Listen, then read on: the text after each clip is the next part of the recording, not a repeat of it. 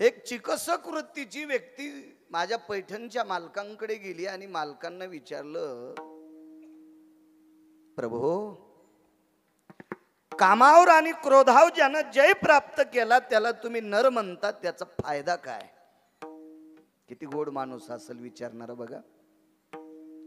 माझ्या पैठणच्या मालकानं सांगितलं, दादा रे, ज्यानं कामावर आणि क्रोधावर जय प्राप्त केला त्याला मी नर म्हणतो, आणि आशाचं दर्शन झालं की बाकी प्रपंचातली औरातली काय काय असतील ही सगळी बंधनं तुटून जातात. तयाचे होता दर्शन तुटे देहाचे बंधन. मात्र त्याचं दर्शन व्हायला पाहिजे, भंगिऱ्यांचं नाही.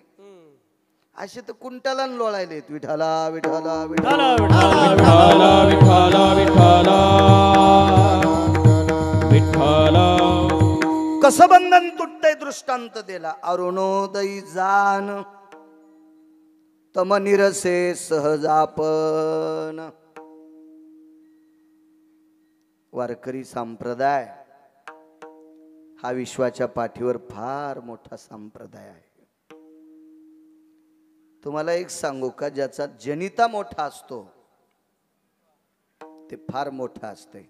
या संप्रदायाचा जनिता काशीतला मालक आहे शिरोमणी महादेव.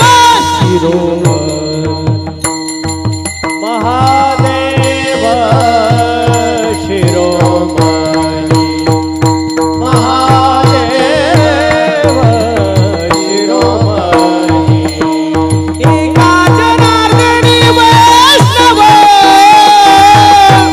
एका जनार्दनी वैष्णव शिरोमणी महादेव. शिरोमणी महादेव. हरि बोल. एका जनार्दनी वैष्णव, एका जनार्दनी वैष्णव शिरोमणी महादेव. शिरोमणी महादेव महादेव.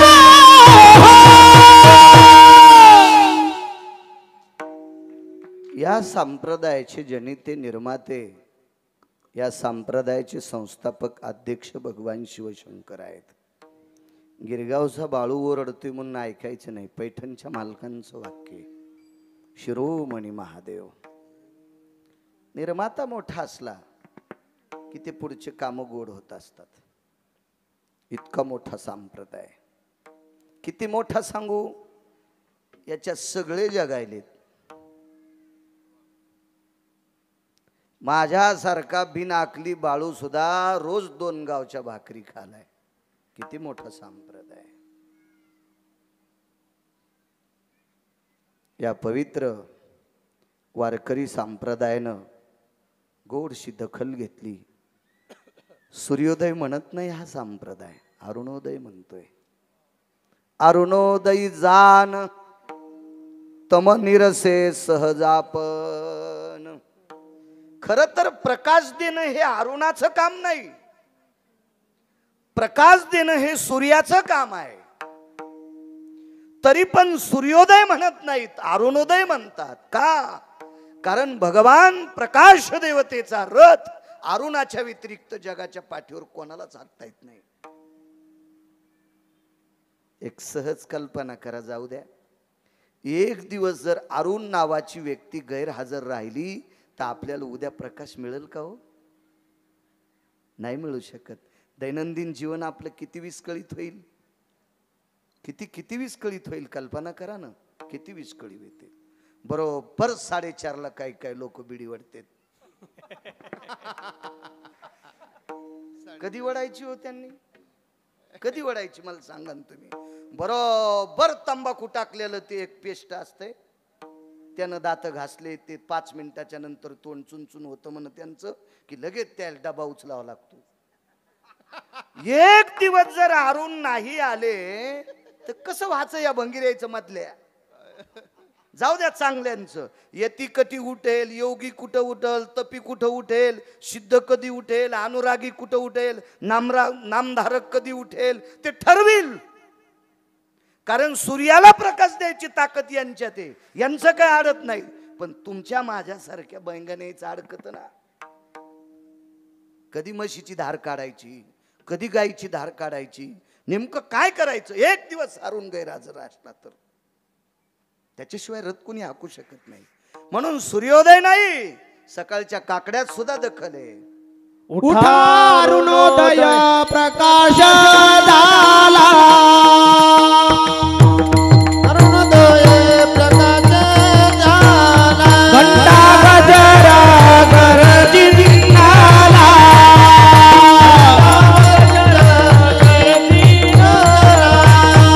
हरी चौघडा सुरू झाला,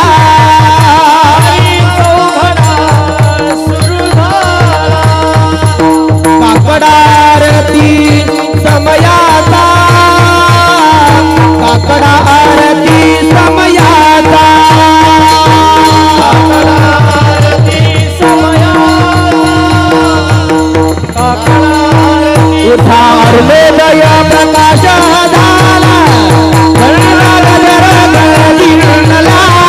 हरी चौघडा सुरू झाला,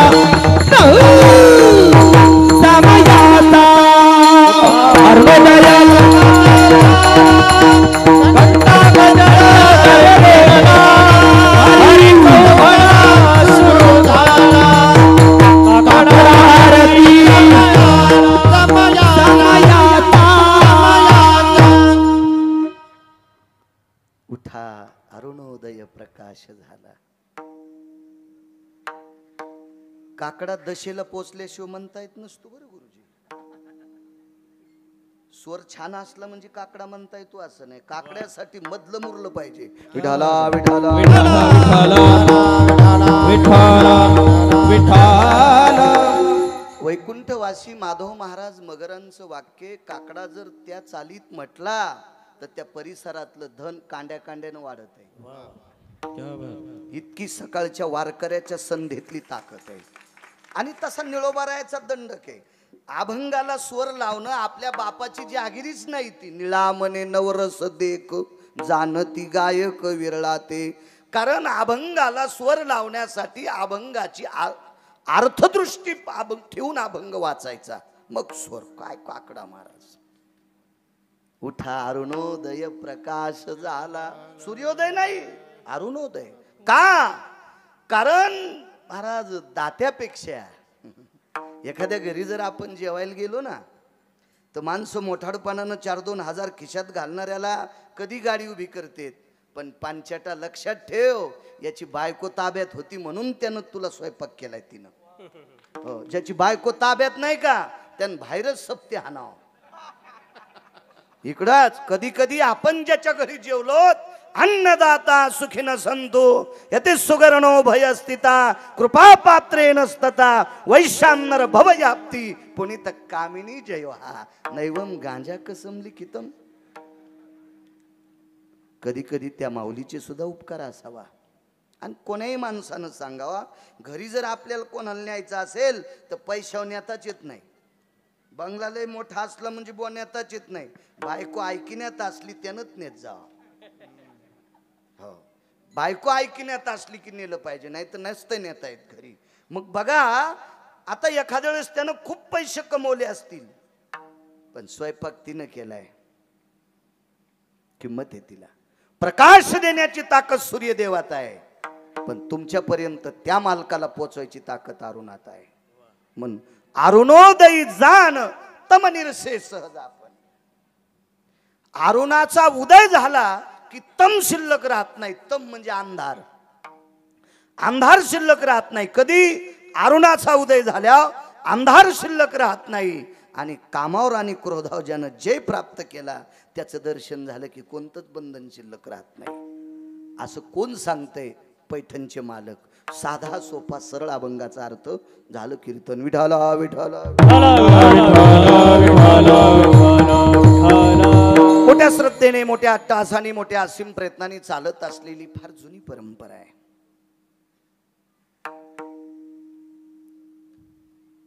गावकरी मंडळी, चारठा सेलूत या ग्रामस्थांच्या वतीने एवढा मोठा ज्ञानयज्ञ, अन्नदानाचा यज्ञ, नामस्मरणाचा यज्ञ. खरं तर नामस्मरणाचा अखंड हरिनाम सप्ताह म्हणजे नामस्मरण. ज्ञानदान आपण नंतर म्हणतो, कारण आमच्या पुढे बसलेल्याला गाथे पाठ आहेत. आपण काय ज्ञान करणार आहेत? विठाला विठाला विठाला विठाला. पण नामस्मरणाचा यज्ञ आणि अन्नदानाचा यज्ञ चारठा शेलूद ग्रामस्थांच्या वतीनं चालत आहे. मला वाटतंय मागे पण एक यज्ञ झाला ना बुवा, एक आताचा हा सुवर्ण महोत्सव 2 वर्षापूर्वी. वा वा. याच्या अगोदर पुन्हा 2 यज्ञ झाली. एखाद्या मातीत ताकद असती. तुम्हाला एक सांगू का, काही काही ठिकाण फार दुर्मिळ असतात जिथं शिवजींचं अधिष्ठान स्नेहाचं आहे. स्नेह म्हणजे तेल. जिथं मारुतीरायाचं अधिष्ठान सुद्धा तेलाचं आहे. आमच्याकडे येशवाडीला मारुतीराय स्नेहाचे, स्नेह म्हणजेच तेल. आणि शनिदेवांना तर स्नेहच लागतं. स्नेहसूत्र वन्नी, वन्नी म्हणजे अग्नी, सूत्र म्हणजे वात, स्नेह म्हणजे तेल. तेलाचं अधिष्ठान आहे. जिथं मारुतीराय तेलाचं अधिष्ठान, तिथं सर्व नवग्रह एकत्रित. भगवान सूर्यनारायणाचं अधिष्ठान तिथंच. नवग्रहापैकी एक शनिदेव तर इथं आहेतच. शिवजी सुद्धा 11वे रुद्र, तेही तेलाचंच अधिष्ठान आहे. असं एक आगळं वेगळं नाविन्य अधिष्ठान. आणि त्या अधिष्ठानात या तिन्ही देवांचं वास्तव्य, म्हणून इथं यज्ञ होतात. या मातीत ताकद आहे. चारठा शेलूद ग्रामस्थांच्या या पवित्र अंतकरणाला चालना या तिन्ही देवांची आहे. म्हणून एवढ्या मोठ्या उत्साहाने तुम्ही एवढं मोठं परमार्थिक सूत्र भरवता. गावात जेवढ्या आडनावाची मंडळी असतील तेवढ्यांना कोटी कोटी धन्यवाद. सगळ्यांची नावं मला पाठ नाहीत महाराज, माफी असावी. सगळ्यांना प्रणाम करतो. गावातल्या ग्रामस्थ, आबाल, वृद्ध, तरुण सगळ्यांना प्रणाम करतो. या कार्यक्रमाला लाभलेले आशीर्वादाचं स्वरूप धर्माचार्य श्री श्री 1008 महामंडलेश्वर योगीराज दयानंद महाराज, माझ्यावर अतूट प्रेम करणारं व्यक्तिमत्व, श्री गुरु दयानंद महाराजांच्या चरणी प्रणाम करतो.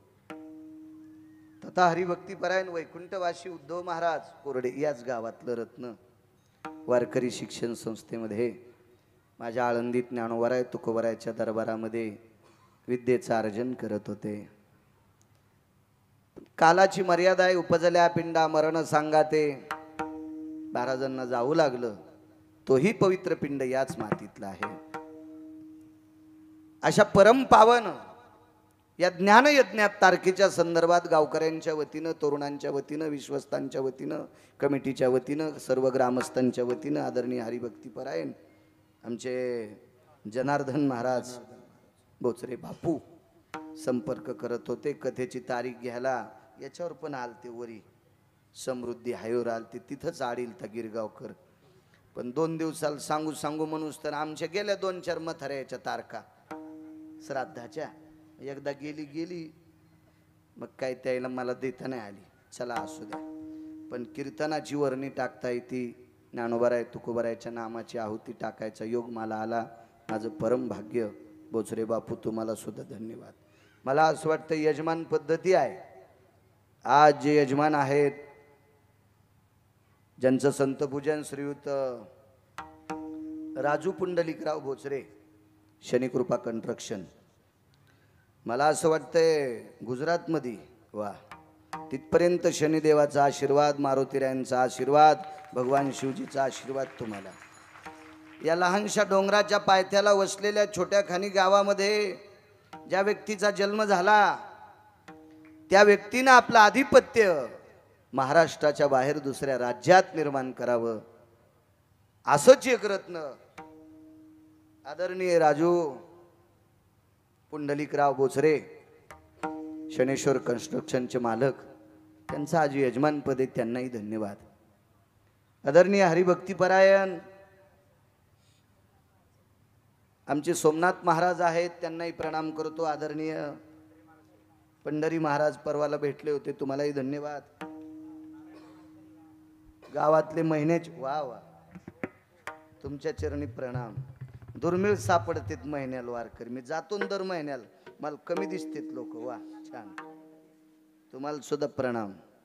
कारण जे महिन्याला वारी करतो का त्याला नुसतं लांबून पाहिलं तरी पांडुरंगाचं दर्शन झालं असं समजी जा. विठाला विठाला विठाला विठाला विठाला विठाला. अशा लोकांचं पाहूनच मी पण हल्ली जा लागलो. आता बऱ्याच दिवस झाले. आदरणीय अजय सुद्धा आहे, गरजा महाराष्ट्र चॅनल आहे त्याचं. या परिसरात बऱ्याच वेळेस माझ्यावर खूप प्रेम करणारे एक छोटे उद्योजक आमचे सातूनचे सोपानराव बिडवे, इथेच MIDC त्यांचा उद्योग आहे गावाकडे, त्यांनाही धन्यवाद. येताना त्यांच्याच गाडीत आलो मी, वाटरू फाट्यावर आमचं काढून दिलं घोडं. त्याला म्हणलं बघ उद्या हळदीचं टिपण लाव, हाय आपल्याला बसायला. शेतकरी आहे मी, वातावरण चांगलं आहे, हिशाबात करावं लागेल मला पण. सोपानरावला धन्यवाद. आदरणीय ब्रह्मवादिनी वाजिणारे शिवनाथ अण्णा आहेत, आधी करून त्याच्या बाजूला पुन्हा एक अण्णा आहेत, घेतो लक्षात येते. आदरणीय आमचे उकिरडे अण्णा सुद्धा आहेत. आदरणीय हरिभक्तीपरायण शिवाजी महाराज सुद्धा आहेत. आणि मृदंग क्षेत्रात गोडसं नाव महाराष्ट्रात आहे आमचे कृष्ण भाऊ सुद्धा आहेत. पाठीमागं सगळी जी महाराज मंडळी असतील सर्वांना प्रणाम करतो. गायन क्षेत्रातले तात्विक सात्विक असे टोकाचे रत्न आदरणीय प्रकाशजी गुरुजी कातकडे आहेत, आदरणीय किशोरजी शेळके गुरुजी आहेत, आदरणीय आमचे भगवान गुरुजी आहेत, आदरणीय बाजूचे अभिषेक महाराज आहेत. मस्तक माझा पायावरी या वारकरी संतांच्या. साऊंडवाले हे कॅमेरेवाले होत, तुम्हाला धन्यवाद. हिशोबात टायटल टाकी जा. एकटा तर भोळा आहे गिरगावकर, तुम्हाला लावू देतो. टायटल व्यवस्थित टाक जा रे, देव तुमचं चांगलं करीन राजे हो. विठाला विठाला उपस्थित श्रोते जनार्दनांच्या चरणी साष्टांग दंडवत करतो, नाक घाशेपर्यंत प्रणाम करतो. तुम्हीच आमचे देव आहात प्रभू, तुम्ही महेशाची मूर्ती, तुम्हाला प्रणाम करतो. अभंगावर येतो, काम क्रोध नाही अंगी. राजे हो, ज्यानं काम जिंकला त्याच्या इतका जगात माणूसच मोठा नाही. ज्यानं काम जिंकला का त्याच्यासारखा जगात माणूस कोणी मोठा नाही. एक लक्षात ठेवा, सोपं उदाहरण सांगतो. शनिदेवाचे मंदिर नाहीत असे हजारो गावं सापडतील भारत देशात, हजारो.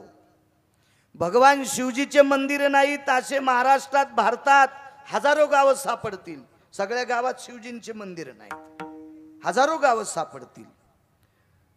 विश्वाच्या मालकाचे पंढरीनाथाचे मंदिर नाहीत असे कितीतरी गावं सापडतील.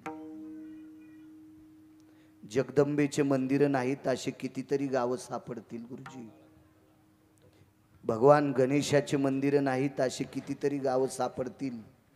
पण मारुतीरायाचं मंदिर नाही असे जास्त गाव नाही सापडायचे. एक अर्धा धरणातल्या खड्यासारखं सोडून द्या, शक्यतो मारुतीरायाचं मंदिर नाही असं गावच नाही. वस्तीवर पण मारुतीरायाचं मंदिर. त्यांनी विचार केला, बब्यास लग्न झाल्यावर कुठून याचं पाया पडायला, कारण त्याच्या पाया पडल्याशिवाय तुमच्या आमचे संसारच नीट थप्पील लागत नाही. मग प्रत्येक गावात मारुतीरायाचं अधिष्ठान का, कशा करता? कारण विश्वाच्या पाठीवर काम जिंकणाऱ्या ठराविक लोकांपैकी एक नंबरचा कोण असेल? काळ घातला तो दर. क्या बात आहे. काळ घातला तो दरी. घातला तो दर. काळ घातला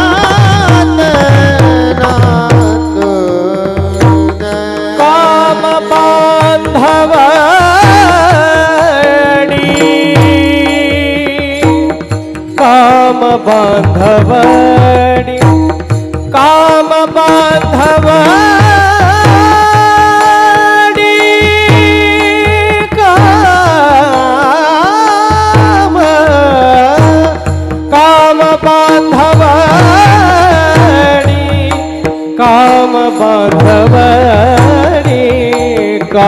काळ घातला तो दडी काळ घातला तो दडी काम बांधवडी काम बांधवडी काम बांधवडी काम बांधवडी काळ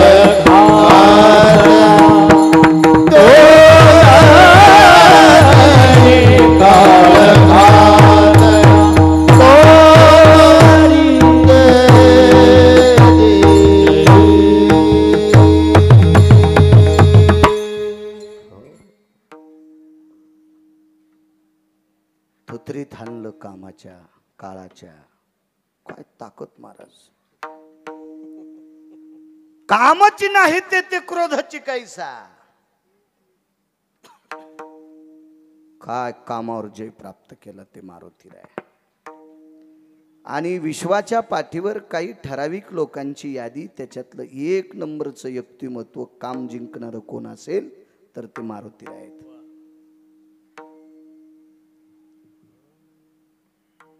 एक जण म्हणला मारुतीरायनं अंजनी सारखं प्रत्येक स्त्रीला मानलं, मी सुद्धा मानलंय, मग मारुतीरायाची बरोबरी मला कस काय नाही. श्रुतीशास्त्रानं सांगितलं मारुतीरायनं कामाला जिंकलं, तुम्ही कामाला जिंकलं, पण तुम्ही लक्ष्मीला नाही जिंकलं. तुम्ही पाया पाड्यावर पैसे घेतात, मारुतीराय घेत नव्हते. खिसात नाही नो, शर्टत नाही ना. 14 लोकांच्या व्यतिरिक्त तुकोबाराच्या अभंगात कोणीच बसत नाही. ऐसा कोणी दावा हे जया नावडे, ऐसा कोणी दावा हे जया नावडे, ऐसा कोणी दावा हे जया नावडे, ऐसा कोणी दावा हे जया नावडे. त्या पुत्र घोडे दाराधन, पुत्र घोडे दाराधन, पुत्र घोडे दाराधन. ऐसा कोणी दावा हे जया नावडे, ऐसा कोणी दावा हे जया नावडे.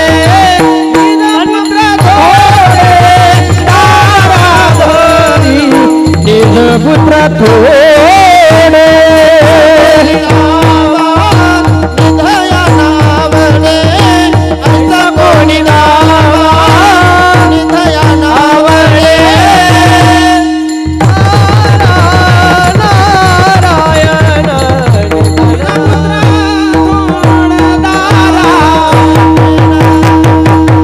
ऐसा कोणी दावा हे जया नावडे.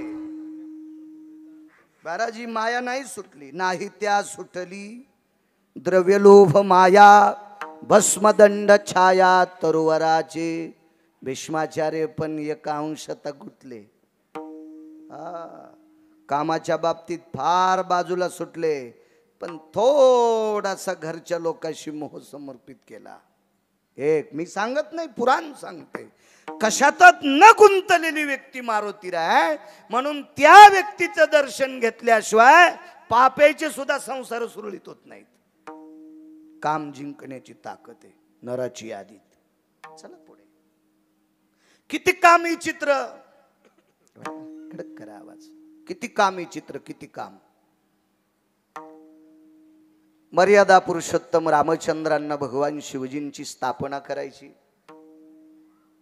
मर्यादा पुरुषोत्तम रामचंद्र पंढरीतले मालक 7व्या अवतारात समुद्राच्या तीरावर भगवान शिवजींची स्थापना करायची.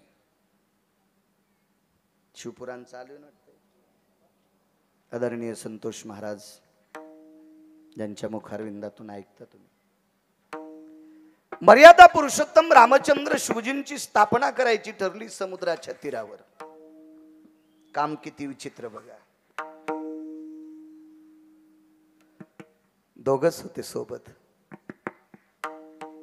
शेषशाही लखनलाल आणि पंढरीतले मालक प्रभू रामचंद्र. 2 जण आहेत. दोघं एकांतात बसल्याच्या नंतर विषय झाला. लखन, मी नाही म्हणत बरं, रामचंद्र म्हणतात, जी दादा भगवान शिवजींची स्थापना करायची आपल्याला. मग आपल्याला सामुग्री लागेल. आता हवन चालू आहे, यज्ञ चालू आहे इथं बापू. किती तीळ लागतील, किती जव लागतील, किती अक्षदा लागेल, किती सुपाऱ्या, किती हळकुंड, किती बदाम, किती खोबरं, किती खडी साखरेचे खडे, हे सगळं लिहून दिलं भूदेवांनी. गावरान तूप किती असावा, बसणारे कसे असावा, आवती टाकताना धोत्राच्या आतून तंबाखू चोळून नको खात जाऊ सोमळ्या, जळून जाशील त्या होमात. हो, तिथं नाही जळायचास, तितका पुण्यवान आहेस का तिथं जळायला, ते नंतर फुकीत आहे. विठाला विठाला विठाला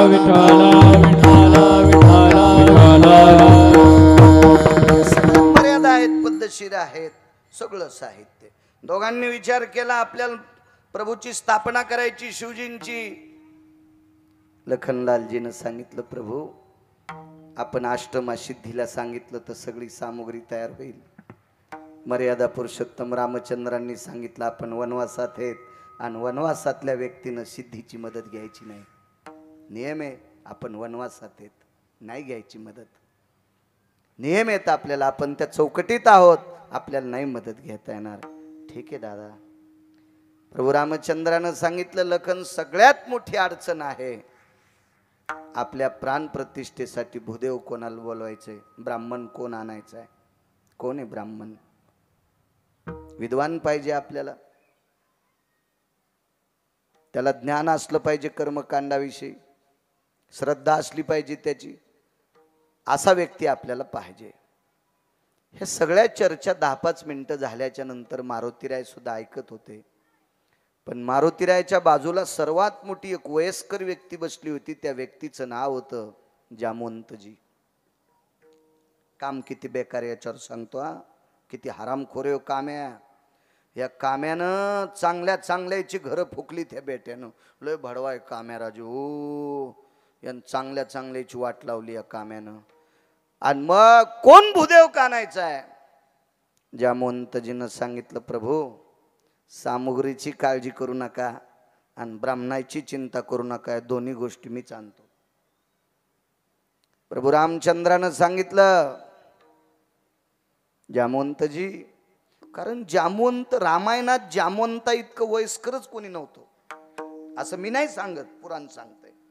माझ्यावर नका विश्वास ठेवू, पाहावे पुराणी विचारून. आणि कधी कधी काय माहितीये का, आम्ही जे बोलतो का हे तुम्ही घरी गेल्यावर तपासलं पाहिजे, तर तुम्ही सुधारतान. आणि तुम्ही सुधारले तर आम्ही नीट कीर्तन करू, नाही तर मग आम्हाला तर मग असंच.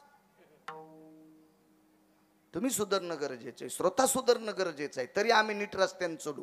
आणि तुम्ही जर नाही सुधारले मग चाललं आमचं, याचं पाप तुम्हाला पण असतं.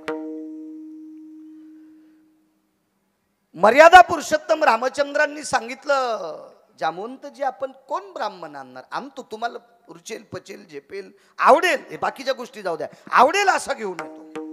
उड्डाण केलं, लंकेत पोचले. राज दरबारात जामवंतांनी प्रवेश केल्याबरोबर 65 खुर्च्या उंच, 65 पायऱ्यापेक्षा उंच असं सुंदरसं सिंहासन होतं सोन्याचं. त्या सिंहासनावरचा राजा कोणालाच खाली आला नव्हता, कोणालाच नाही. तो खाली आलाय एका अस्वलाला बघून. अस्वल म्हणजे जामवंतजी. कुळात अस्वलाच्या होते, ऋषाच्या कुळात होते, अस्वलाच्या कुळात. 65 पायऱ्या ओलांडून सोन्याचं सिंहासन ओलांडून खाली आले. एक सांगू राजे हो, त्या 65 पायऱ्यापैकी 9 पायऱ्या विशिष्ट होत्या, 9 पायऱ्या विशिष्ट होत्या. त्या 9 पायऱ्यापैकी मंदिरातले मालक सुद्धा एका पायरी खाली होते. माझी लायकी नाही त्यांच्या विरोधात बोलायची, पण रामायण सांगते भगवान शनिदेव सुद्धा एका पायरी खाली होते. काय राजा असेल होते, त्याला ग्रहाची सुद्धा किंमत नव्हती गुरुजी. इतकं वश केलं तर त्या राजाने, इतकं वश केलं तर इतकं वश. तार तार तार तार तार तार खाली आलेला आहे. जीवनात कोणाच्याच पुढं न वाकणारा लंकेचा राजा रावण जामवंतजीच्या पायाला हात लावणार तेवढ्या अवकाशात हात उचलला. राजे काय आमच्यासारख्या पशुचं दर्शन घेता? लंकेश मी पशु आहे, रीस आहे, मी अस्वल आहे लंकेश. काम किती हरामखोर सांगतोय. मग कामाच्या जर लांब. काम म्हणजे तुरी कापणं, गहू कापणं, बराची काढणं हे नाही. काम म्हणजे वासना. विठाला विठाला विठाला विठाला विठाला विठाला विठाला कधीच न वाकणारा रावण वाकू लागला. पायाला स्पर्श करत होता, हात लावू दिला नाही. एक जणानं विचारलं, जामवंतजीच्या पाय का पडत असेल रावण? रावणाच्या आजोबाचे मित्र होते जामवंत. आणि जामवंतजीनं राजकारणात रावणाच्या आजोबाला फारसं मार्गदर्शन केलं. म्हणून रावणाचे आजोबा रावणाला जामवंताविषयी फारच मोठं सांगायचे. योग आलाय, आपल्या आजोबाला मदत करणारी व्यक्ती आज आपल्याला भेटली. प्रणाम काकाश्री. काय सेवा करू? नकोय काय? बसता का सिंहासनावर? नाही, आम्ही जंगलातली माणसं आहेत. आम्हाला सोन्याची सिंहासन काय करायची? सामान्य चपला की कोळी. आम्ही जंगलातली माणसं आहेत, रानटी माणसं आहेत. आम्हाला ते सिंहासन नकोय. माझं एक काम आहे. रावणानं सांगितलं, आणि तुमचं काम सांगायला तुम्ही स्वतः आले? मला चिठ्ठी पाठवायची असती, मी काय काम आहे ते विमानात पाठीला असतं. मोठी माणसं असतात. जामवंतजीनं सांगितलं, नाही काम आहे. काय काम? भगवान शिवजींची स्थापना करायची. रावण 20 डोळ्यानं रडत होता. कारण रावणाचं आराध्य दैवत, गोड सदैवत कोण असेल तर भगवान शिवशंकर होते. रडू लागला रावण.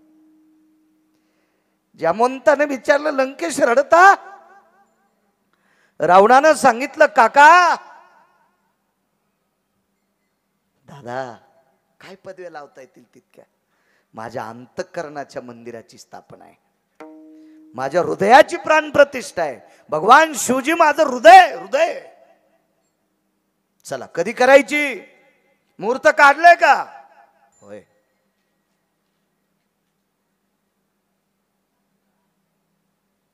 जामवंतानं सांगितलं, लंकेश एक बोलू. भगवान शिवजीची प्राण प्रतिष्ठा करण्यासाठी तुम्ही येणार आहात ते मला माहित आहे. पण यजमानाचं नाव ऐकलं येतान का? कोण आहे यजमान? मर्यादा पुरुषोत्तम रामचंद्र यजमान आहेत. 10-5 सेकंदापुरता चुप बसला रावण. अरे अरे,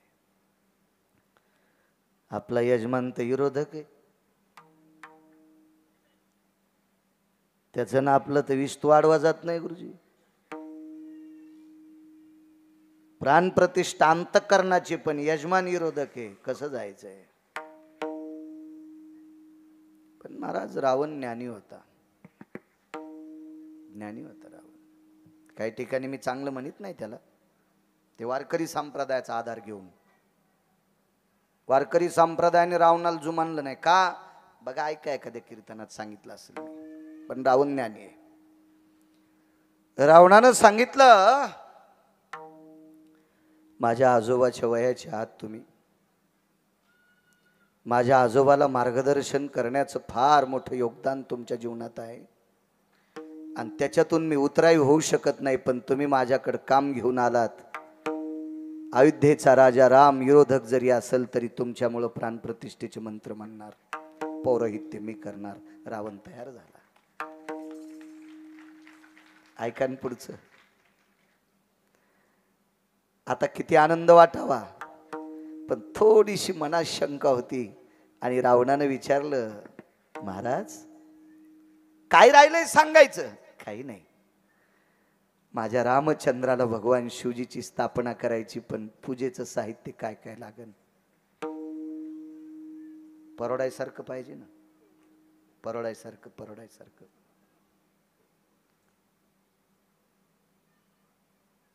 कुंकू किती म्हणले? पाव किलो बस होते, कारण कोणीच लाईत नव्हतं. बदाम किती? तर 24 किलो. कसं परवडायचं मला सांगा. रावणानं विचारलं, तुम्ही ह्या सामानाच्या बाबतीत इतका खेद शंका का? काही नाही. जसं तुमचं शिवजी दैवत आहे तसं माझं दैवत राम आहे, आणि ते राज्यात नाही, ते जंगलात आहे, घरी नाही. महाराज काय रावण विद्वान असलो गुरुजी. रावणानं जामवंताला सांगितलं, काका ज्याचा यजमान जंगलात आहे त्याचं साहित्य पुरोहितानं पुरवायचं असतंय. ज्याचा यजमान जंगलात आहे, ज्याचा यजमान संकटात आहे, ज्याच्या यजमानाजवळ काहीच नाही, त्याचं साहित्य पुरोहितानं पुरवायचं पाहिजे. हे क्रतात्रेता युगात रावणानं नमूद केलं. सरदार जी सरकार, साहित्य भरा. विमानात साहित्य भरलं, पूजा मांडल्या गेली. रावणानं स्वतः एका पत्नीला सांगितलं, हे प्रिय 3 बावण्या चंदनाचे पाट देऊन टाक. कोणाच्याही बापाला नव्हते ते. रावण ठराविक ठिकाणी नेत होता, एक कुठेही नेत होता त्याला बसायला. एक एक एक पुन्हा नाही. आज 3 टाकलेत विमानात, आणि 3ही पाट 2 यजमानाला आणि 1 स्वतःला.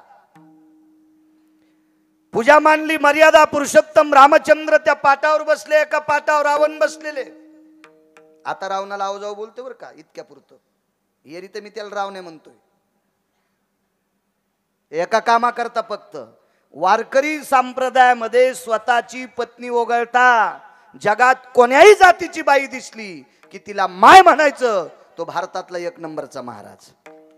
आणि रावण या मार्कात नापास झालता, म्हणून वारकरी संप्रदाय रावणाला मोजित नाही. इथं मार्क गेले रावणाची चुलीत.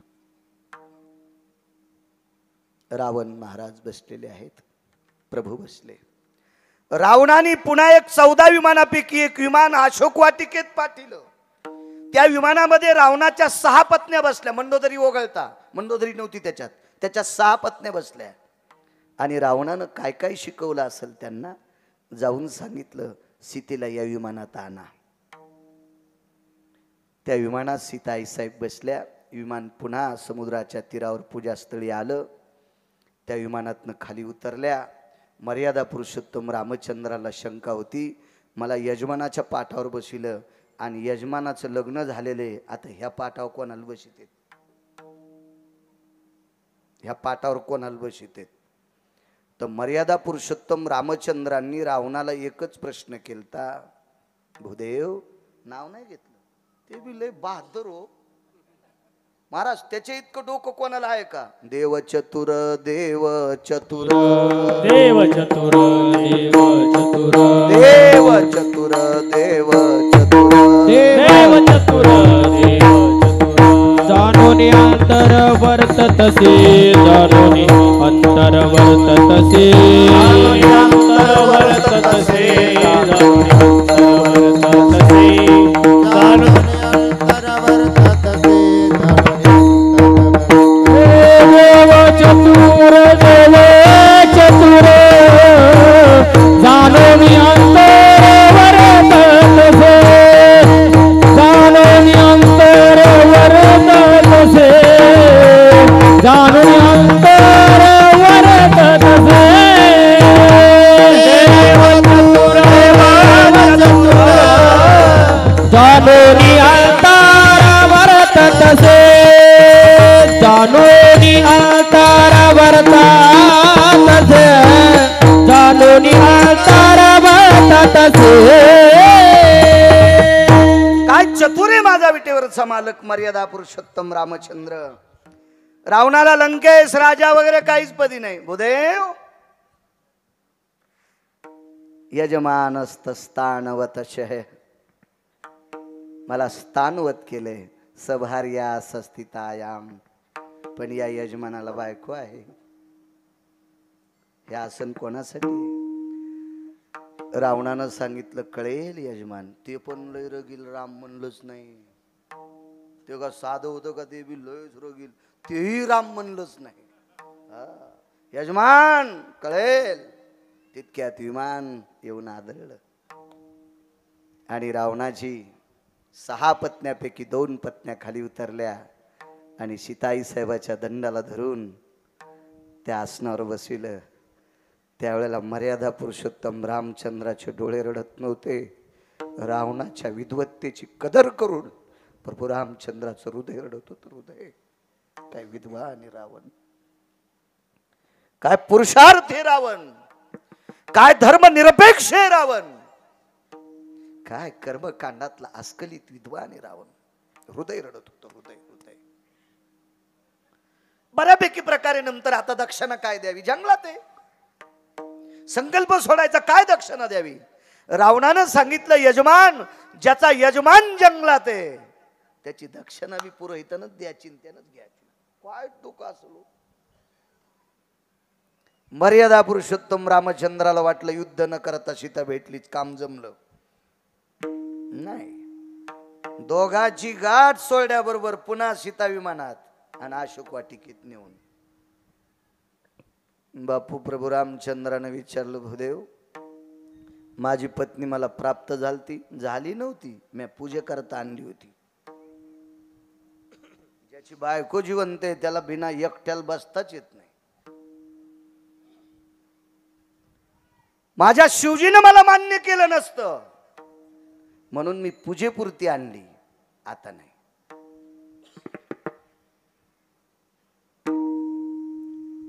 कालांतराने रावण मृत्यू पावला.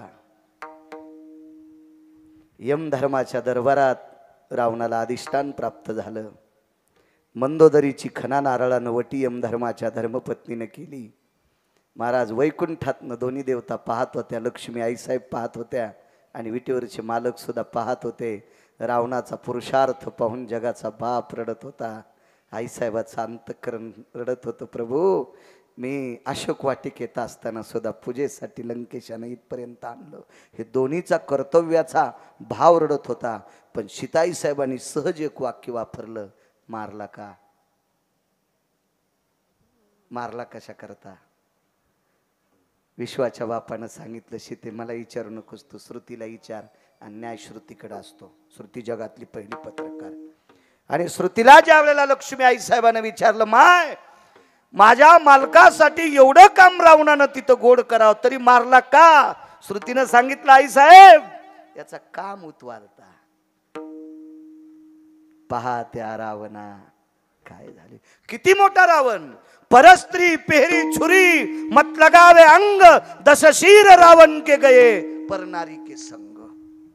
इतका कामी चित्र, इतका काम, इतका काम्या हरामखोर, ज्याच्यासाठी देवाचं अंतकरण रडावा. पण त्याच देवानं कामाचा गुरुळा घेतलेल्या रावणाला 2:18 आपटू आपटू आणलं. इतका कामी चित्र. विठ्ठला विठ्ठला विठ्ठला विठ्ठला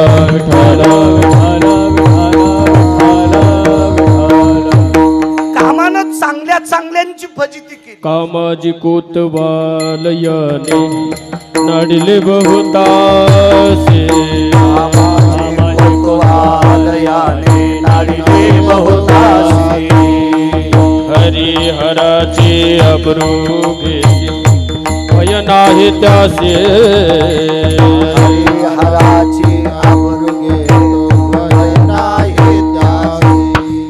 जमदग्नी दुर्वास नाडिले महान महान ऋषी.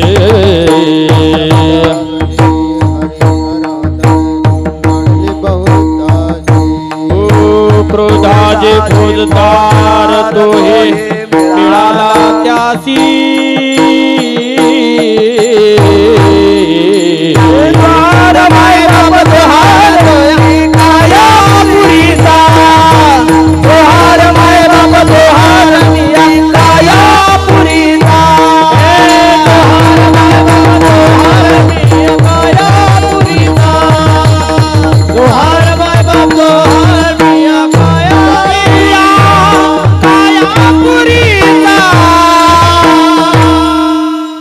कामाजी कोतवालियाने नाडिले बहुताशी.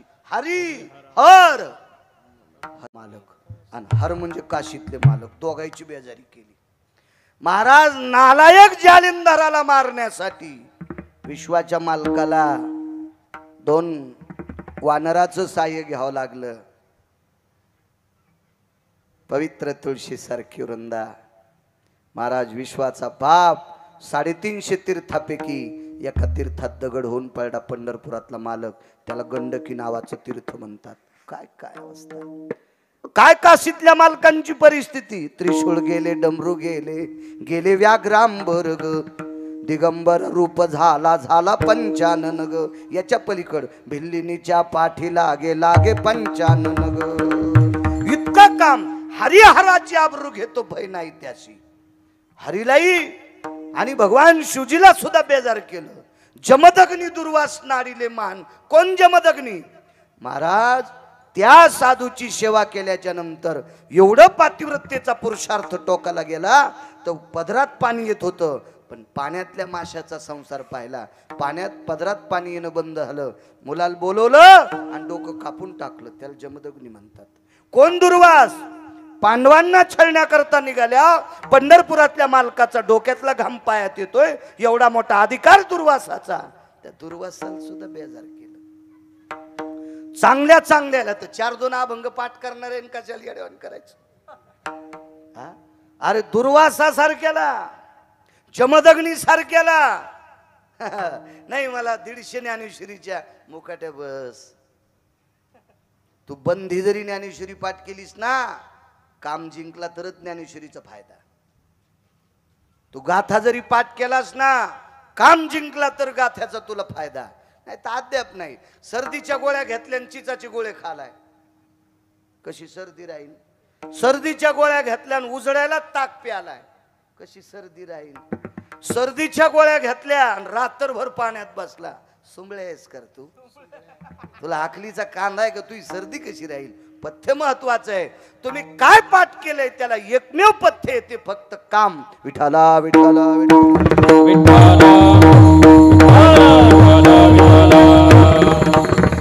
मला सांगा, इतका कामी चित्र जन जिंकला तो नराच्या यादीत. एक जण म्हणला मी लग्न जास्त केले, मी नर नाही का? चल वय तिकडं. तू लग्न जास्त केले म्हणजे नर आहे का? नराच्या यादीत लग्न करणारा आला असता तर चित्रकेतूचा पहिला नंबर लागला असता. त्यांनी 1 कोटी लग्न केले. लग्न केल्यानं जर नंबर लागला असता तर रावणानं 80,000 लग्न केले. लग्नाच्या यादीत आला असता तर 1800 लग्न गोपीचंदानं केले. लग्नामुळे जर नराच्या यादीत आला असता तर 1200 जनकानं केले. लग्नाच्या यादीमुळे जर नराच्या यादीत आला असता तर राजा दशरथानं 703 लग्न केले. देवाचा बाप आहे तरी नराच्या यादीत नाही का? काय चुकलं दशरथ राजाचं? 702 पत्न्या केल्या बुवा. 700 पत्न्याची नाव असू द्या, पण एक साध्वीन एक सद्विद्या, 2 पत्न्या. ह्या असताना पुन्हा का कशाला काम इकडं तिकडं? पण लग्न लावायला गेले एका, आणि लग्न लावत असताना नवरीच्या बाजूला करवली उभी, तीच आवडली. नवरीच्या बाजूला करवली उभी होती, तीच आवडली.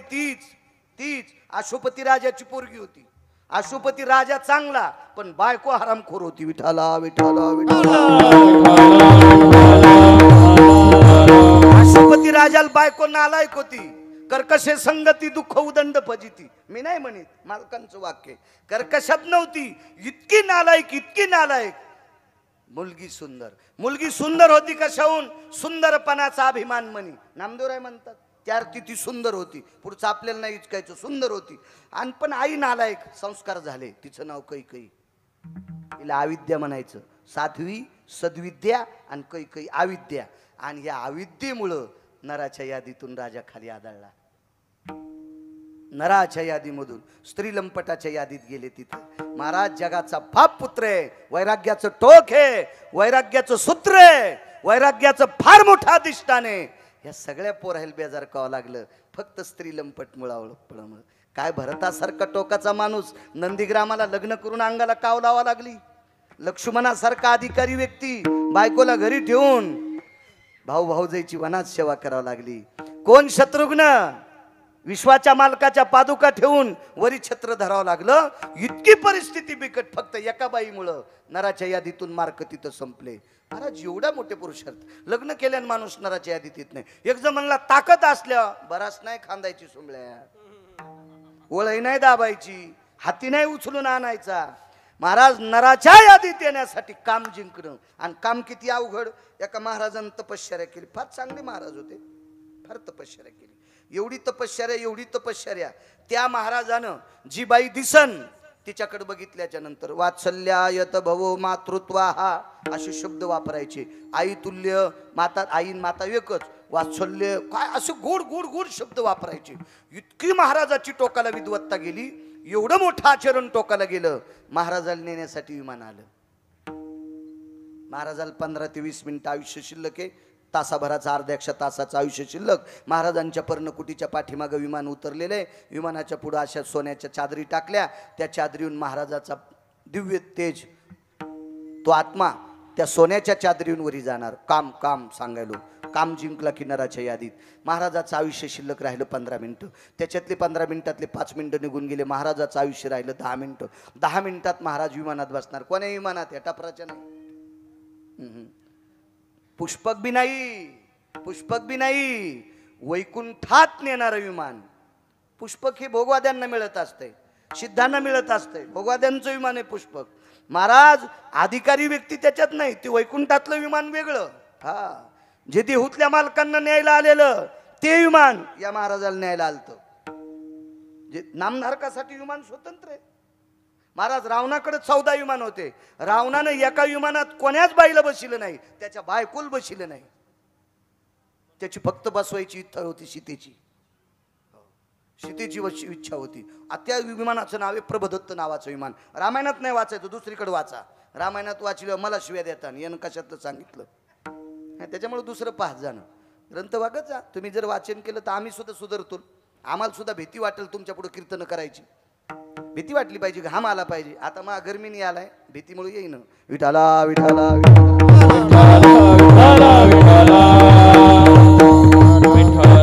कारण बोला कूलर यायला कूलर मलाच नाही लावलं. जिल्ह्यापेक्षा तालुक्यात मोठा झाला. पण असू द्या, कधी कधी काही दिवस सुनाचे असतात, काही दिवस सासूचे असतात. आज आपले दिवसच नाहीत असं समजायचं. विठाला विठाला विठाला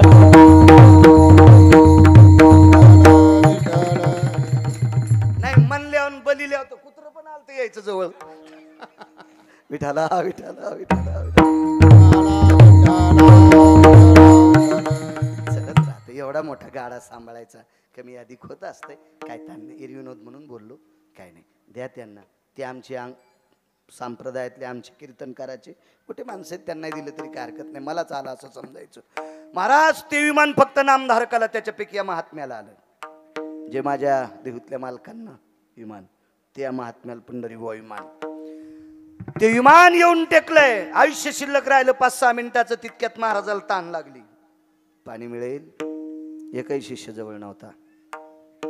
आणि कामाच्या वेळेला शक्यतो शिष्य लांब लांबच असतात. फक्त काजू बदाम वाड्यावर पुढे बसतात. महाराजाच्या हाताच्या आधी शिष्याचा हात खाली जातो परत. अशा वेळेस बरेच शिष्य असतात. पण इथं काम महाराजाला ताण लागल्या, एक शिष्य जवळ नाही. बेजार महाराज.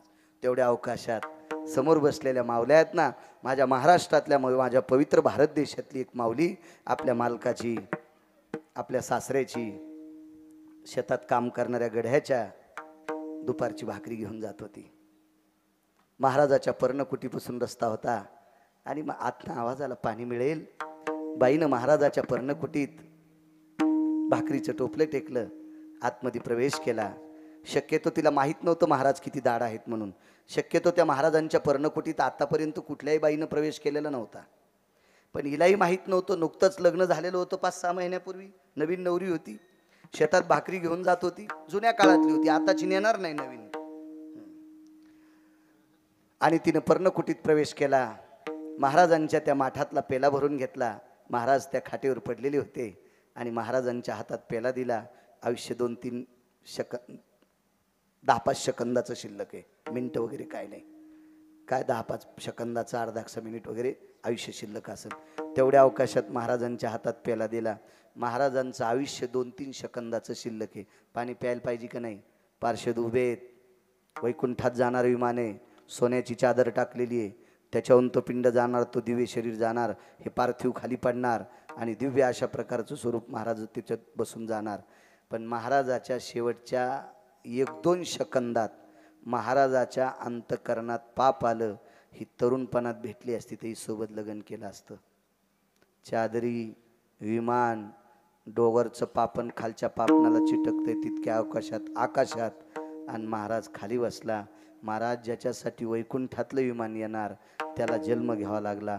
तरी तपोबळी जन्मधरी, तरी तपोबळी जन्मधरी, तरी तपोबळी जन्मधरी. वासनेचा संग होया अंतकाळी, वासनेचा संग होया अंतकाळी, वासनेचा संग होया अंतकाळी, वासनेचा संग होया अंतकाळी. तरी तपोबळी जन्मधरी, तरी तपोबळी जन्मधरी. वासनेचा संग होयांत काळी, तरी तपोबळी जन्मधरी.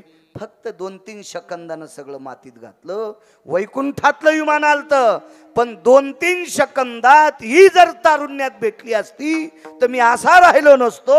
मी लग्न केलं असतं. या 2-3 सेकंदामध्ये वासनेनं त्या साधूची इतकी वाट लावली, इतकी वाट लावली. म्हणून नराच्या यादीत नाही. नराच्या यादीत येण्यासाठी काय करावं लागतंय? ऐका पुढचं.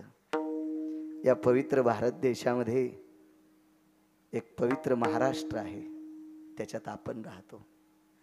या पवित्र संस्कृती संपन्न भारत देशात एक पवित्र महाराष्ट्र आहे आणि त्या पवित्र महाराष्ट्राच्या मातीत आपण राहतो. या महाराष्ट्राच्या मातीला लाभलेला भारतीय संस्कृतीतला वेदशास्त्र पुराणाच्या मतानुसार 5व्या क्रमांकाचा राजा, त्या राजाचं नाव आहे रयतेचे राजा छत्रपती शिवाजी महाराज. परवाला बार्शी परिसरात गेलो मी. मला तिथे एक भगवान शिवजींचं मंदिर पाहायला भेटलं मंदिरामध्ये. आणि त्याच्यानंतर या चारठा शेलूदमध्ये महाराज मंदिरामध्ये शिवजींचं मंदिर पाहायला भेटलं माझ्या रयतेच्या राजाचं. तुम्हा तरुणांना कोटी कोटी धन्यवाद. महाराज धर्मनिरपेक्ष राजा आहे, विचारवंत राजा आहे, शीलवंत राजा आहे, चारित्र्य संपन्न राजा आहे, कर्तृत्व संपन्न राजा आहे. असा हा 5व्या क्रमांकाचा लाभलेला भारत देशाला राजा. राजाला 8 पत्न्या, 8. पण एके दिवशी राजाच्या स्वागताकरता एका चुकीच्या माणसानं याच महाराष्ट्राच्या मातीतील या पवित्र भारत देशातील एक दिव्य तेजस्वी स्वरूप संपन्न कन्या बंद केली. राजांना निरोप झाला. राजाने महिलांच्या साह्यानं त्या खोलीतनं बाहेर काढलं. तिची खणा नारळानं ओटी भरली. 8 पत्न्यापैकी एका पत्नीनं हस्तिदंताची पालखी होती, त्या पालखीत बसवलं. तिला रेशमाच्या पडदाण्या लावल्या. पाठीमागं 4 आणि पुढे 4 असे मल्ल, 8 मल्ल, 10-15 चोपदार भालदार, सगळी काही. आणि राजाने सगळ्यांना सांगितलं हिला नेऊन घाला. ती कल्याणच्या सुभेदाराची सून होती. कविता म्हणणं नकोय, तरी पण तुम्हाला कळावं याच्याकरता म्हणतोय. काळ्या रात्री चमकत होतं जिच्या रूपाचं ऊन, अशी देखणी होती एका मुस्लिमाची सून. महाराज अमावस्याच्या रात्री जिच्या अंगाचा प्रकाश पडला होता, एवढी तेजस्वी सुंदर होती. पण तिला पाहुनी आई म्हणाला, तिला पाहुनी आई म्हणाला, राजा तो शिलवान. महाराज इतकी सौंदर्यवान की अमावस्याच्या रात्री जिच्या अंगाचा प्रकाश पडतोय ती सुंदर किती असेल याच्या पलीकडे जाऊ द्या सौंदर्य. ती जर नुसती नजर कैदेत ठेवली असती ना, तिला स्पर्श नका करू द्या, नका स्पर्श करू द्या. राजाच्या अंतकरणात ते पाप नव्हतं, छत्रपती शिवाजी महाराजांच्या अंतकरणात ते पाप नव्हतं. पण तिला जर नुसतं नजर कैदेत ठेवलं असतं तर 4 पातशाह्याकडनं प्राप्त हरण झालेले 6 किल्ले पुन्हा परत भेटत होते, परत भेटत होते. पण राजा कोणाला म्हणतात महाराज, नर कोणाला म्हणायचं? या पवित्र देशातल्या स्त्रीला वेठीस धरून जो संपत्ती कमवतो तो षंड असतो. पवित्र स्त्रीला अर्जित करून द्रव्याचा संचय करतो तो किलिंबे असतो. महाराज पुरुषार्थी राजा, किती पुरुषार्थी. या राजाच्या पुत्राला बघितल्याच्या नंतर या देशातला वाघ लगी करतो. वाघ शंभू राजाला मारण्यासाठी अर्धपोटी उपाशी ठेवलेला पिंजऱ्यातला वाघ. तुम्ही अजून बी लक्षात घ्या, वाघ पोटभर खातू, अन्यथा जाळीत बसून राहतू, उंदर फुंदर धरीत नसतो वाघ. वाघ खाल्लं तर पोटभर खातू, उंदराच्या नादी लागत नाही, त्याला वाघ म्हणतात. पण या वाघाला जेवता जेवता पुढचं मांस काढून घ्यायचं. तो वाघ असा रागवायचा आणि लोखंडाच्या सळ्या चावायचा. तो फक्त याच्याकरता तापवला होता. रयतेचे राजा यांचे सुपुत्र शंभूराजे यांचा शेवट करण्याकरता. पण महाराज शंभूराजाचं तेज इतकं तेजस्वी होतं की तेज बघितल्याच्या नंतर वाघ तर चावलाच नाही, पण ते तेज बघितल्याच्या नंतर वाघाचं तेज लगी वाट बाहेर पडतंय. म्हणजे ज्याचं स्वरूप बघितल्याच्या नंतर वाघ लगी करतो त्याअर्थी शंभूराजाचं तेज किती मोठं असेल. वाघ नुसता लगी करत नव्हता, रडत पण होता. तर शंभूराजानं वाघाच्या डोळ्यातल्या सांकेतिक शब्दात विचारलं, का रुदंती को भवा? राजे, तुम्हाला मारण्यासाठी अर्धपोटी ठेवलंय, पण तुम्हाला मारण्याची माझ्यात ताकद नाही, म्हणून मला तोफेखाली तो मारेल. त्याच्यापेक्षा तुमच्या हातानं मरू द्या ना. मग वाघाच्या जबड्यात घालून हात मोजिती जात. मग हा नंतरचा पुरुषार्थ. नाही तर वाघाला सुद्धा मारायचं नव्हतं शंभूराजेला, पण त्या वाघानं विनंती केली, कोणाच्याही हातानं मरण्यापेक्षा मला तुमच्या हातानं मरायचंय. महाराज, एवढा मोठा वाघाचा काय सामान्य वाघ आहे का? अहो, आपल्याच सरपणाखाली जर कुत्री गेली ना तर कुत्री पिले घेऊन जाऊस तर बया सरपण आणत नाहीत. बयाच नाही, बयाल म्हणल्यावर तुम्ही लय हसायले. तुम्हाला आणता येतं का? ऊसाच्या कणाळात डुकरीन गेली असं म्हणा. कोण असा बहादर आहे त्या ऊसात झाला? ऊस आपला, शेती आपली. मग डुकरीनीच्या पुढे जाता येत नाही, कुत्रीच्या पुढे जाता येत नाही, वाघाच्या पुढं. महाराज शौर्य आणि तेज बघितल्याच्या नंतर वाघ लघु शंका करतो. त्याअर्थी शंभूराजाचं तेज किती मोठं असेल. मग एवढे तेजस्वी शंभूराजे ज्याच्या पोटी जन्माला आले ते छत्रपती किती तेजस्वी असतील. आणि एवढा तेजस्वी राजा 6 किल्ल्याला न जुमानता विरोधकाची स्त्री माय म्हणून घरी परत करावा इतका ज्याचा कामावर पकडे याला नर म्हणतात. म्हणून पहिलं कडवं काम क्रोधा नाही अंगी, काम क्रोधा नाही अंगी, काम क्रोधा नाही अंगी, काम क्रोध नाही अंगी.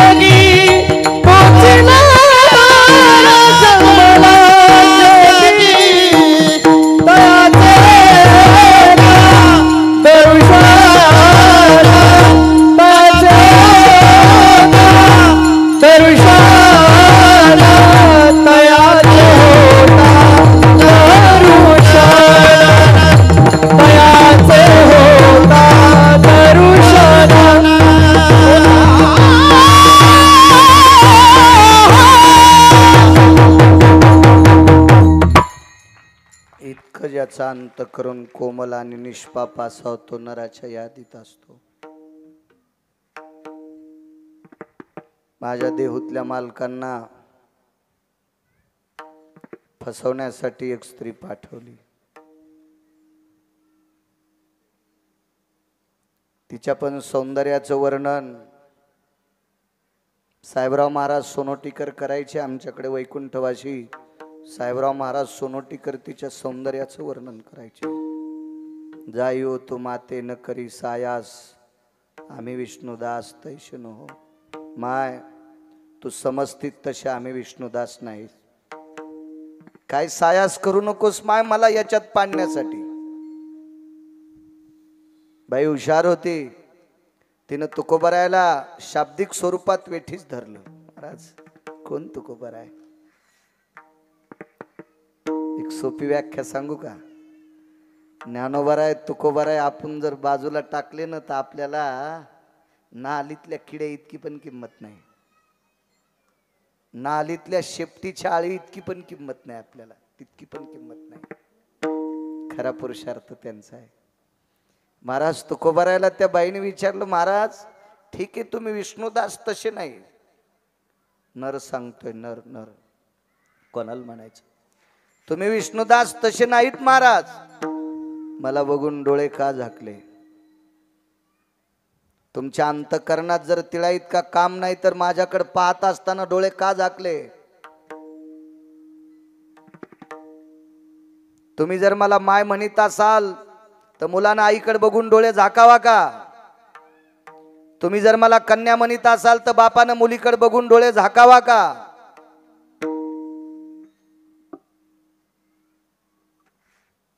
कशा करता महाराज? का का का नाही तुम्ही विष्णुदास मला माहित आहे. डोळे का झाकले? काय उत्तर दिलं असेल हो? डोळे न उघडता दोन्ही हात छातीवर येत तुकोबरायचे.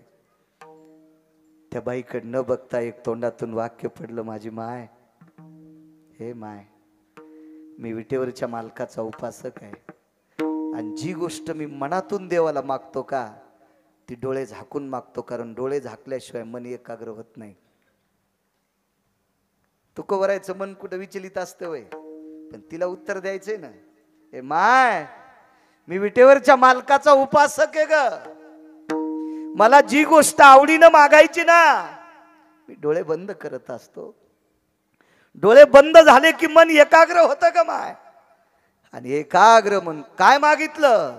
माय एकच मागितलं, हे प्रभो मला जर तू माणसाचा जन्म दिलास तर या सुंदर माईच्या पोटी पुढचा जन्म मला दे. वैकुंठवासी गुरुजी सांगायचे, रंगनाथ गुरुजी, महाराज जीवन मातीत घालण्यासाठी आलेली बाई वाहत्या पाण्याला स्नान करते आणि तुकोबरायची श्रोता म्हणून पुढे बसते. ताकद कशाची आहे? वासना जिंकण्याची. म्हणून गुरुजी पहिल्या कडव्यात म्हणतात, काम क्रोध नाही अळगी.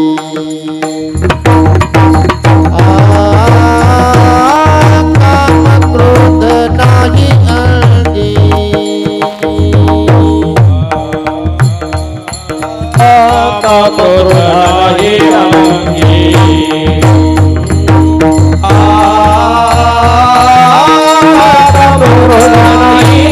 अळगी. काम क्रोध नाही अळगी.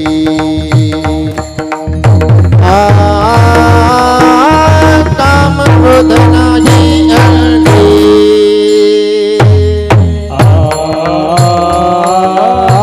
काम क्रोध नाही अळगी.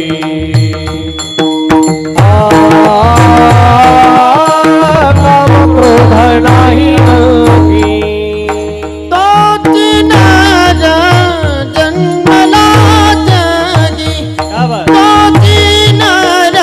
जन्मला जगी. तयाचे होता दर्शन.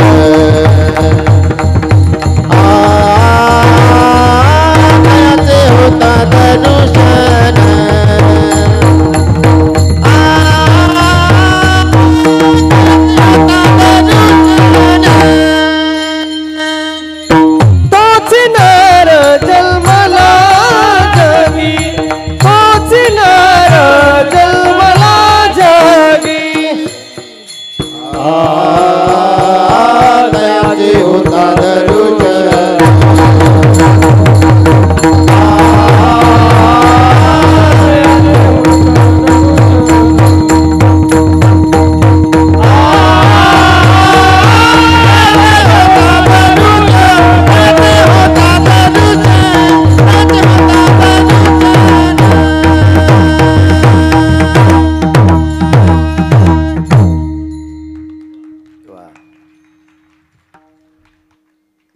संपलाय तरी 5 मिनिटं घेतो.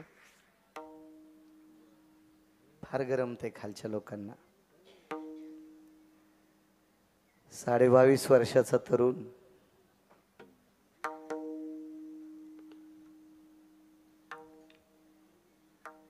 एका फार कमी वयाच्या मुलीला आई म्हणतो.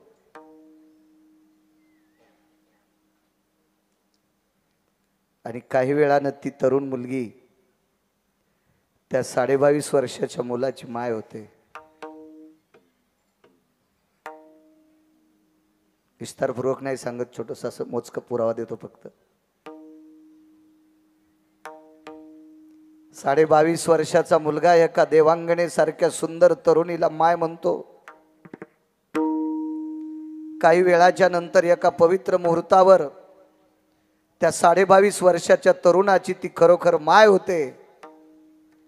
पण परिणाम असा होतो 22.5 वर्षाचा तरुण मात्र 95 वर्षाचा होतो.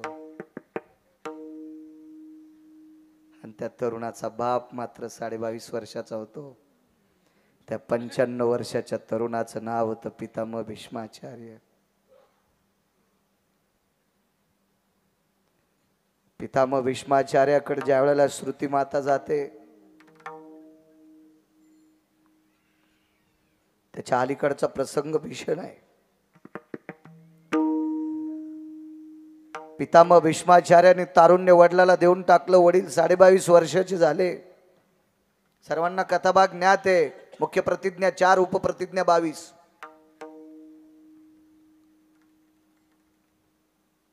असा मंडप आहे. तो मंडप जांभळीच्या आंब्याच्या पानाचा मंडप आहे. त्या मंडपामध्ये एवढे मोठे पुरुषार्थी साधू आहेत. ते मंगलाष्टक म्हणण्यासाठी किती मोठे अधिकारी साधू. आंतरपट धरायला कोण? विटेवरचा बाप हातामध्ये अक्षदा घेऊन उभा आहे. 4 मंगलाष्टक झाली. 5वं मंगलाष्टक वेधीचं असतं. 7 म्हणा, 11 म्हणा, 35 म्हणा, हे मनचा शहाणपणा आहे. हा सगळा नाटक्या कारभार आहे. ताईगण बाईगण काय गाव राहिला. मंगलाष्टक म्हणून माणसं रडवायला. नवरी रडन नवरदेवा संग जाताना. आणि तू खावदीन नुकती सुंबळ्या. तिनं 15,000चं बॅलेन्स सोडिले. त्याला बोलू बोलू चटदुक त्यांना समाहित झाल्या. सासू कुठं दाबल्यावर मरती, सासरा कुठं दाबल्यावर आदळ. तू ती रडन नवरदेवा संग जाताना मायबापाला सोडून. आणि तू मंगलाष्टक म्हणताना रडायला. ताईगण बाईगण, सकाराम तात्याचा भाग्यान, अंशराम तात्याची भागीन. कोण सांगितली तुला हे नाटक? हे मंगलाष्टक येतोय. सप्तेन, रामायणन, भागवतन, शिवपुराणन, वाऱ्यान हे करून हा पुरुषार्थ आहे का आपला? त्याचं फळ हे का आपलं? बघा बाकीच्या धर्माची लोक तिला इतकी चूक करत नाहीत. आपल्याकडे माईक आल्यावर धर्म जोरात सांगितला जातो. आणि धर्म करायच्या जागेवर आपण इकडं तिकडं शेपटी घालून फिरतो. त्याच्यामुळे आपल्याला कलंक आहे. आपल्या संप्रदायात जे सांगितलं ते वागावं. मंगलाष्टक हे आशीर्वाद आहेत. हे भनगळलेल्या नालायकानं म्हणलेले शब्द नाहीत. हे आशीर्वाद आहेत. आशीर्वाद. तिथे कुठेही शहाणपणा आणि कुठेही नाक खुपसायचं काम. निदान ज्याचे लग्न राहिले त्याने तरी कोणाला नाक खुपसू देत जाऊ नका.